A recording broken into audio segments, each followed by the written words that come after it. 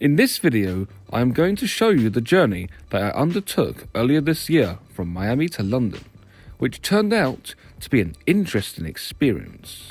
Even before the flight, things did not go to plan. Our original flight would have been to fly directly to London from Miami.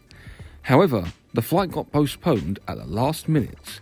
This meant that we had to find a different flight in order to fly to the UK.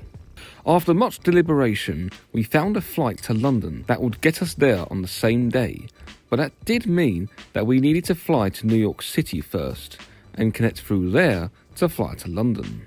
So we get to Miami International Airport and everything is all fine and dandy, but as we begin the taxi run onto the runway, engine malfunctions forced us to return to the gate and disembark the aircraft.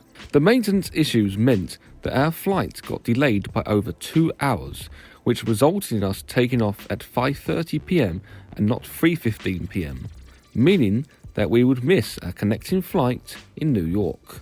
And sure enough, we did. So now we were stranded in New York City for the night, since the next available flight took off at 8:15 the next morning.